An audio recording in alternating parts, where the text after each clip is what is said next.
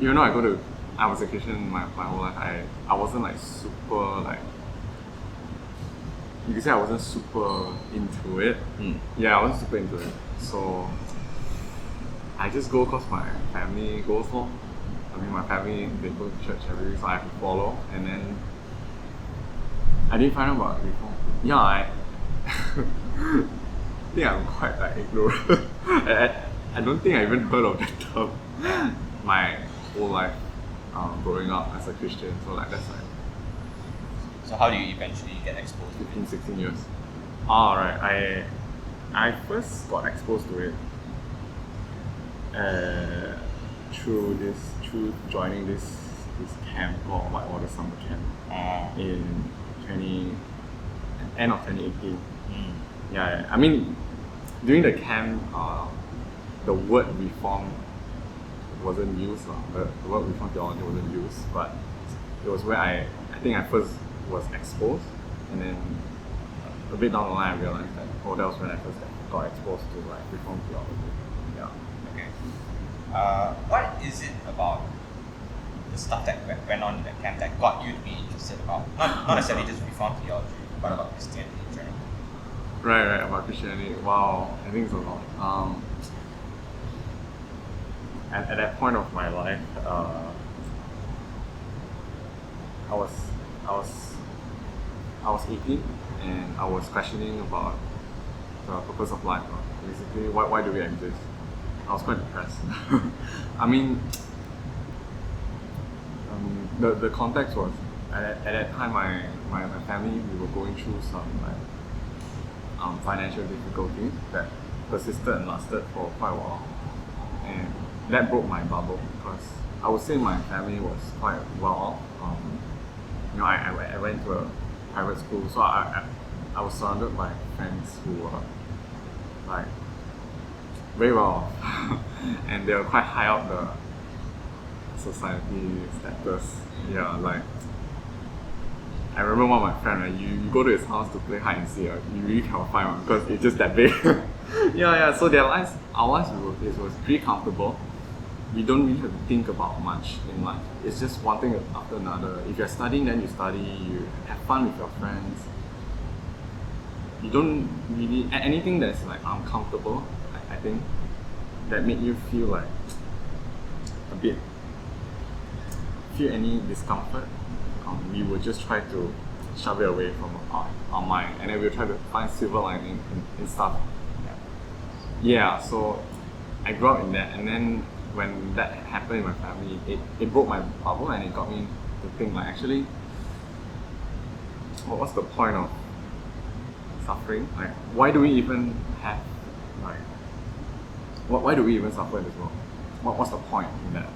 Is there even a reason? Which led me to think that if we have to try so hard to be happy, because I was trying to overcome like the setbacks and the suffering in my life so that I can be happy. It's the purpose of life just to be happy. And if it's just to be happy, why can't I just be happy now? Like, why do I have to like I don't think I have to get financial freedom and everything to be happy. I can just feel happy. But even then, I thought, is that the reason why we exist? Is that it now? Because I guess people around us, we spend so long in our life, like we work, so we study and we work. Maybe we get married and then we climb the corporate ladder, and it's almost like you can only be satisfied and be happy after 30, 40 years. I'm like, but I can just be happy now. But even then, is that it? Is that all there is to it? And I remember not really getting an answer from the church I grew up in also, because the usual answer I get, or the answer that I hear from sermons is, so long as you're doing like what you're passionate about, and you're doing it for God, then that's your purpose in life. And I felt like I didn't really get what I mean. So I always think, if I want to be a gardener, does that mean God created the whole universe so that I can be a gardener? That really makes sense. And if I also thought about helping people, because psychology, right? Yeah. I thought like it's kind of like, it doesn't really make sense as well if the the goal in life is to help others. So I'm created to help others. But what's the end point? Like what do I help them to be? Do I help them to get to a place where they can also help others?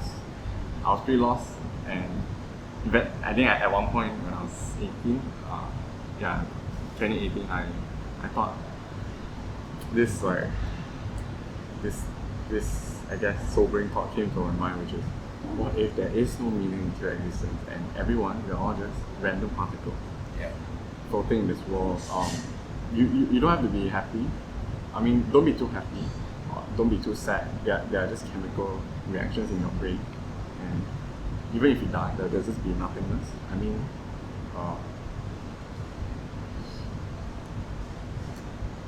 it's just stuff, a lot of stuff that happened, but there's not really meaning to anything. So you just try to make the best out of it.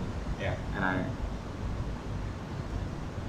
And that, I think, that was really that was really quite bad, because it affected me quite a bit.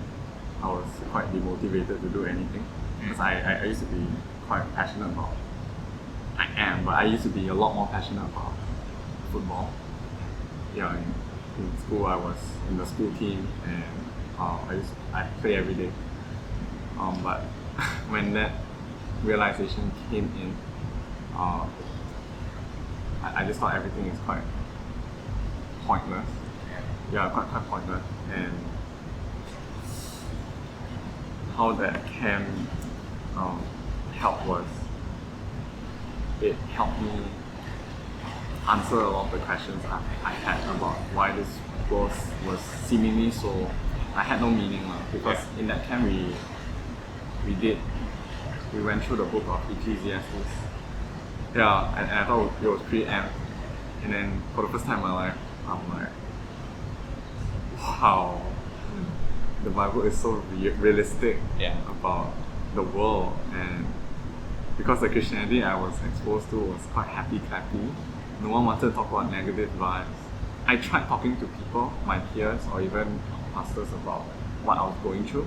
The usual response I would get is, John, you have to have more faith, have more faith. Things will get better, everything will be okay. But the reality is, everything's not okay.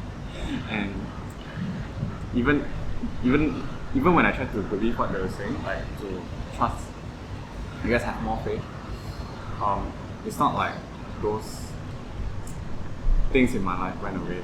So, but in that camp, when we read the book of Ecclesiastes, the author was very real about what was going on. He didn't run away from the fact that this world has a lot of things that is meaningless.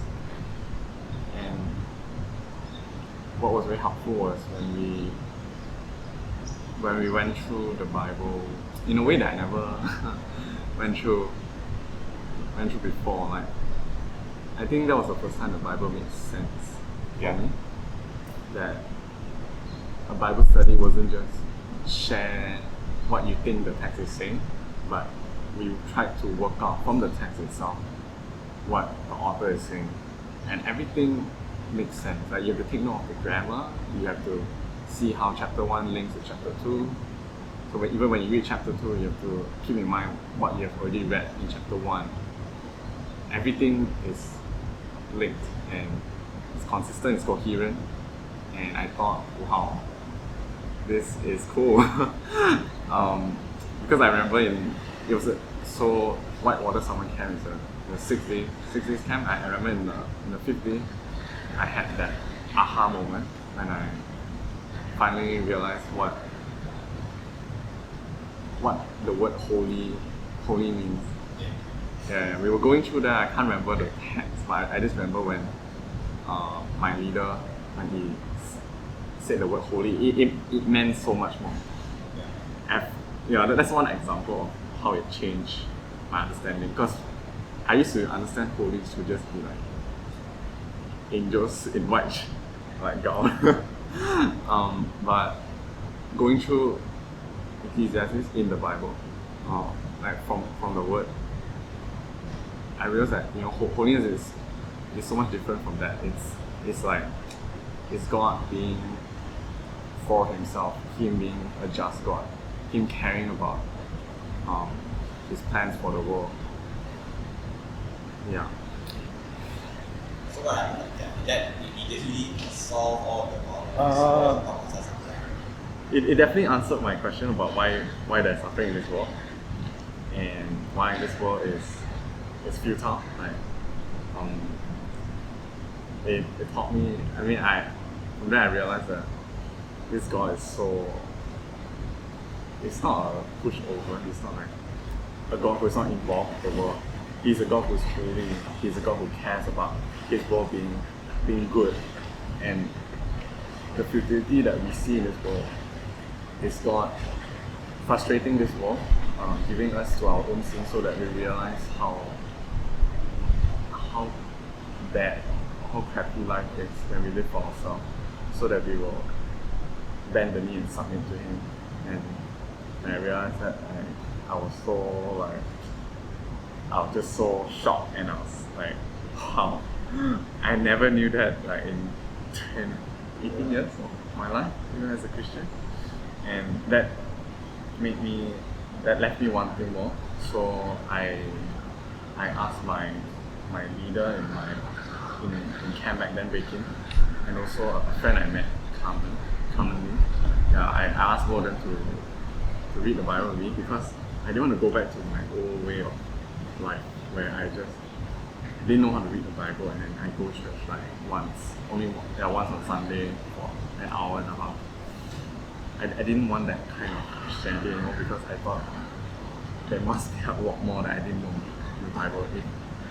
What I learned from this 6-day camp is something that I never knew, but there must be a lot more that I still didn't know. So I asked both of them to read the Bible with me, and Waking Day, and we read the book of Romans using the solid material. Yeah, the material was solid.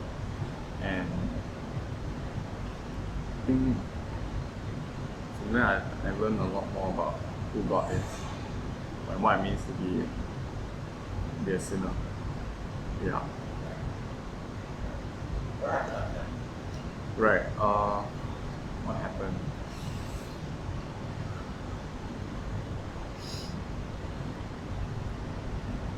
The most memorable, I think the most impactful, I guess, thing I learned was, they're not all like in a chronological order. It was around that time, so after camp, from Carmen I also found out more about like Reformed theology. I found out about this preacher called Paul Washer. And I watched his sermon about this shocking sermon, like the shocking youth sermon, and that was really impactful, because I realized who he was talking about was me lah. And coupled with that, when I was doing Romans with Waking, and we were at Romans 1, and then he asked me this question. Is God obligated to forgive you? And my default answer was, yeah, he is. he is obligated, but slowly I realized that actually God isn't obligated to do anything that will forgive you. I think it was when I thought more about his question by myself that I realized, even if he doesn't forgive me or any one of us, even if he doesn't save any of us, he will still be God. His plans will still progress.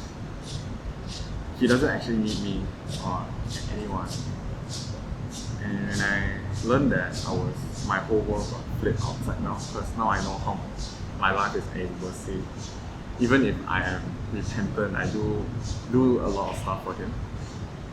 It doesn't necessarily it doesn't contribute to anything. Like, it doesn't mean that then God he's that obligated to save me, and that humbled me a lot.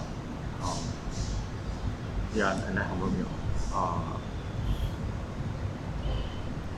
I think the one thing that was also very impactful was simply the realization that there is a point, that there is a purpose in life.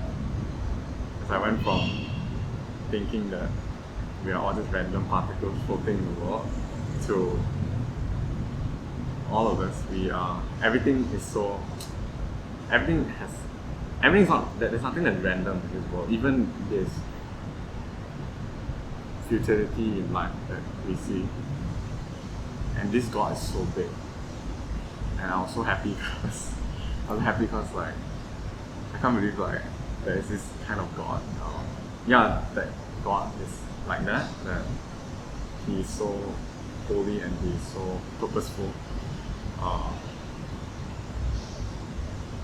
I think just simply realizing that there is a purpose, and from living for, it's like you go from living for nothing now to living for something, and it's not just a cause, but you're living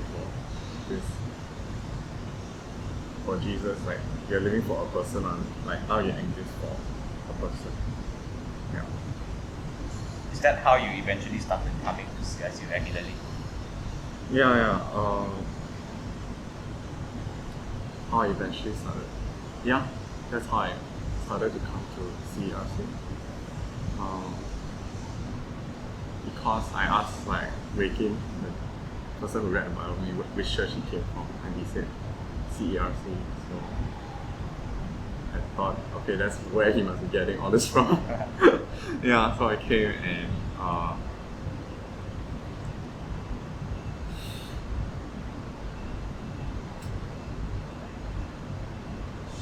there's a lot of things.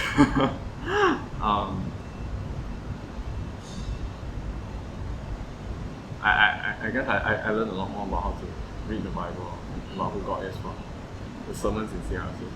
I think it was during Matthew. Yeah, Matthew. And was it hard to adapt how the preaching was, or was it already something that you were craving and therefore it was quite refreshing? Oh, okay.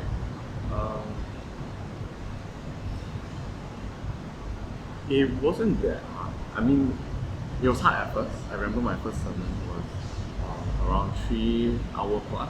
Yeah. First ever one, and I remember the second half of the sermon I was just zoned out. I didn't know what was happening. I was just looking at Pastor Robin thinking, how can he talk so long? It's my longest sermon ever. Because normally back in my old church, the sermons would go about 20-30 minutes, I think ish. Yeah. So the fact that he went like 3-4 times more than that, I'm like, wow. And it was quite heavy, like a lot of Bible. I think what helped was just that, I don't know how to say it, but like gratefulness or appreciation for what is happening in CRC. Because I really didn't know that such a thing existed. I really didn't know that. Back then I thought I was quite weird, because people in church, they would say that they love God a lot, they were very passionate about certain things. Yet I don't really see that reflected in their lives, and even in my life. Because before I got into that existential moment of thinking that there's no meaning in life, I was trying my best to serve God, because I thought that is the purpose in life. But I couldn't see that modeled like in my senior or in my fellow church, in my peers in church. And I thought maybe I'm the one who's too extreme, or like so-called extreme, or because I tried to conform my whole life through this, and because no one was doing it, then I thought, okay, the problem must be me then. And I thought, okay, that's all there is to Christianity. But CRC showed me that actually there are actual people. When I go to CRC, it's a really breath of fresh air when you go to church and then you see people who are genuinely passionate about God and about His Word. That's why they go so deep.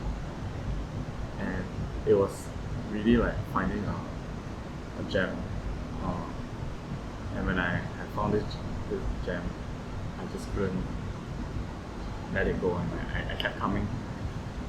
Because I thought I don't think I could find this anywhere else. I don't think I can find people who are so passionate about God and also passionate about His Word.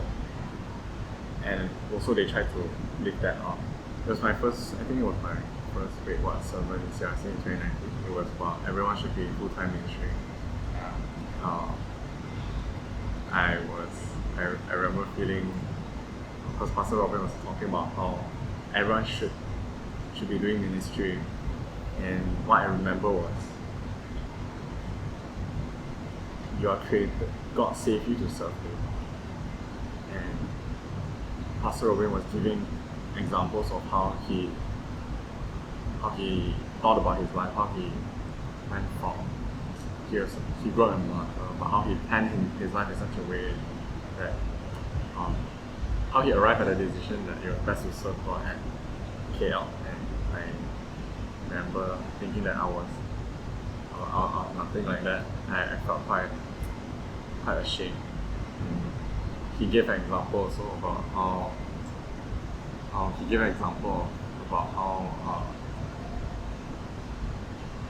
everything has a function, has a purpose, including like this pen. Right? If this pen is not working, the first thing you would do is to throw it away, and he actually did throw it away. And he gave another example of like if you're eating and your fork, if it starts rebelling against you, like instead of like helping you eat like the bowl of noodle, it starts poking you. What are you gonna do about it? And if it only worked once out of 10 times, are you gonna be like, I love you so much. Yes, you're so amazing. Thank you for working once and injuring me 9 times out of 10. And I realized that actually that's how I was treating God. I thought service was something optional, but service was something that's actually should be in the very DNA of what it means to be a Christian. Like God saved us to serve Him.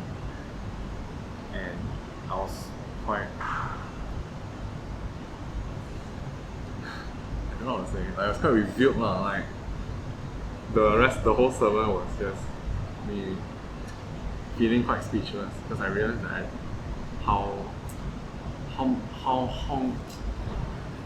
many things I overlooked and I didn't think about in my life that show like how ignorant I was in the way I view God. I was just going with the flow. I didn't think about how I could serve God as a uni student, or like on my weekdays, how I can best use my time for this, like how I can try to put my whole life into serving Him.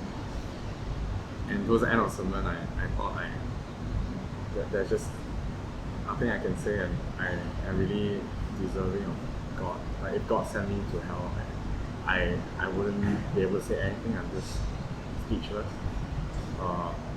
It was a pretty heavy sermon for me. Yeah, and a very humbling one, because it showed me that God, this is what it means for God to show mercy. He really showed it to people who don't deserve it. Yeah, and it was quite life-changing, because for the first time I understood what grace meant.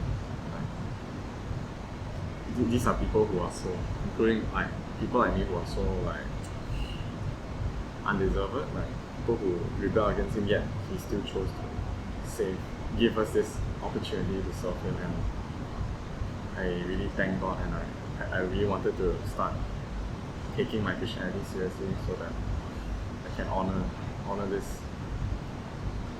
God. Yeah, I think that's definitely one that stood out. I think another one was just, it's not like limited to one experience, but throughout my experience in CERC, I realized that this God is so glorious. Like He is a God who cares about His own glory, and I found it to be very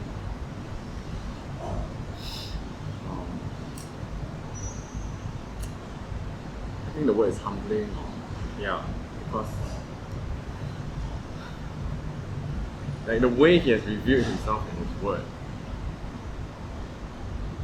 is so like cohesive, and the details, it shows you how big of a God he is. When you see God in his word, and when you encounter him in his word,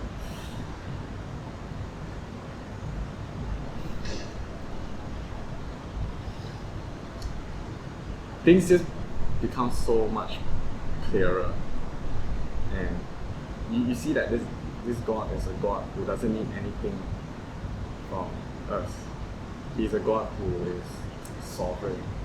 He's a God who is not a pushover. He's not a loser. He is this glorious God, and that was very new for me, because the God that I was exposed to was just a God who loves you no matter what. It's kind of like he's kind of serving you, because like I think at the start I said that people tell me the purpose in life is to do what you want, as long as it's not illegal or something.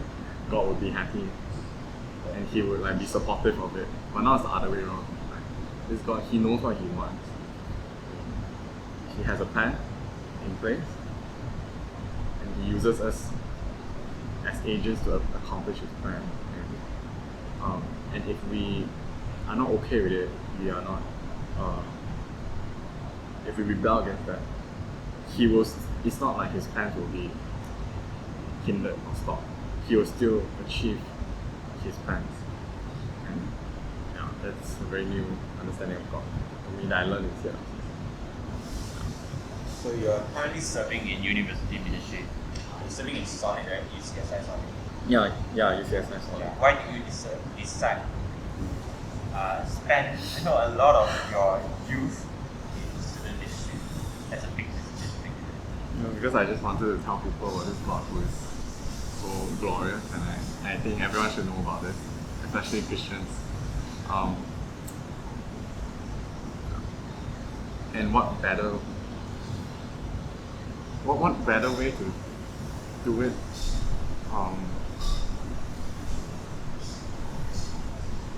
when you're in university, when you have more time, and when your peers they're thinking about life now. So I think it's a very good time to talk to them about these things.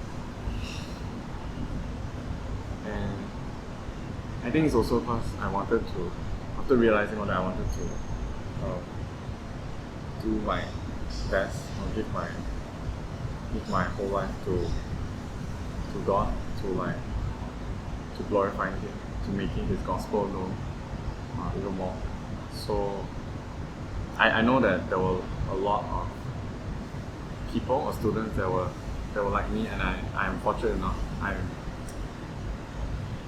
blessed enough to be able to know this gospel as a youth, as a uni student. So I think it just started, I wanted to just tell more of my friends, my peers about this, because I know that there's a lot of people that are like me out there that still don't know this, and yeah, and I don't know, it felt like the natural thing to do is just, you have tasted the sweetness of the gospel, and naturally I just wanted to tell more people about it, and because I'm a uni student, that was the most easy crowd that I could reach out to. So I think it started off like that.